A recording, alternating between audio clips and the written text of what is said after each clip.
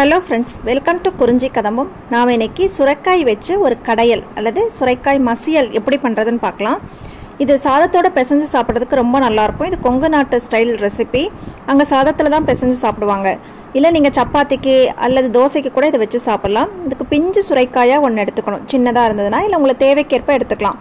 அதோட தோலை லைட்டா சீவிட்டு இந்த மாதிரி கட் பண்ணிட்டு விதைகள் பெருசா இருந்தா விதை நீக்கிட்டு இப்படி பொடியா கட் பண்ணிக்கங்க. விதை இல்லைனா நீங்க அந்த சதை பகுதியோடயே சேர்த்து கட் பண்ணிக்கலாம்.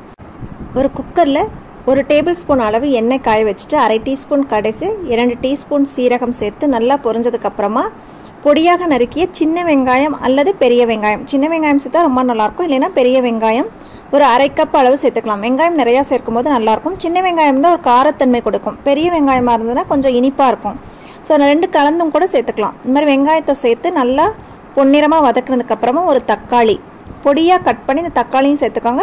தக்காளி நல்லா குழைவாகிற அளவுக்கு வதக்கிக்கோங்க. தக்காளி வதங்கினதுக்கு அப்புறமா பொடியாக நறுக்கி வச்சிருக்கிற சுரைக்காய் அதில் சேர்த்துட்டு ஒரு 5 மினிட்ஸ் சுரைக்காய் வந்து பிரட்டி விட்டு நல்லா அதுலயே வதக்கணும். அந்த சுரைக்காய் வந்து இந்த எண்ணெயோட அந்த தக்காளி வெங்காயத்தோட சேர்ந்து வதங்குற அளவுக்கு நம்ம மூடி வச்சு கொஞ்ச நேரம் வதக்கி விடணும். அதுக்கப்புறம் தான் நம்ம தண்ணி சேர்த்து வேக வைக்கணும்.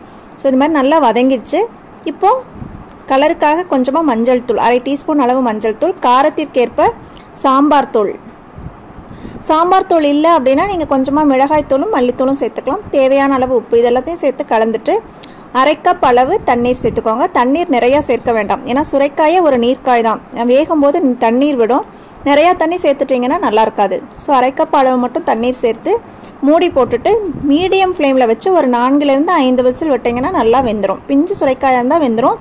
அப்படி இல்லைன்னா இன்னொரு விசில் சேர்த்து விட்டுக்கோங்க. நல்லா வெந்து வந்துருச்சு.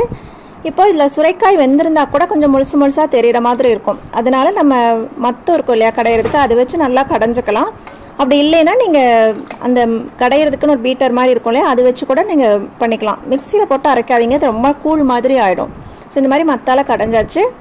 இப்போ நம்ம இது கூட ஒரு 1/4 கப் அளவு தேங்காய், துருவிய தேங்காயோ முழு தேங்காயோ, 2 டேபிள் ஸ்பூன் அளவு வறுத்த வேர்க்கடலை தோலோட அல்லது தோல் நீக்கி எப்படினாலும் சேர்த்துக்கலாம். இந்த தண்ணி ஊற்றாமல் இந்த மாதிரி பொடி பண்ணிவிட்டு அதை நம்ம இந்த சுரைக்காய் வேக வச்சுருக்கோம்ல அதோட சேர்த்துக்கிறோம்.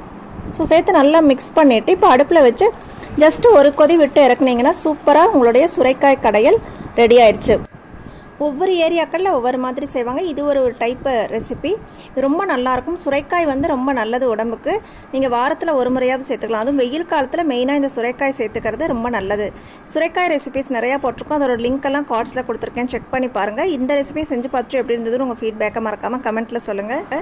தேங்க்ஸ் ஃபார் வாட்சிங். வாழ்க வளமுடன் நலமுடன்.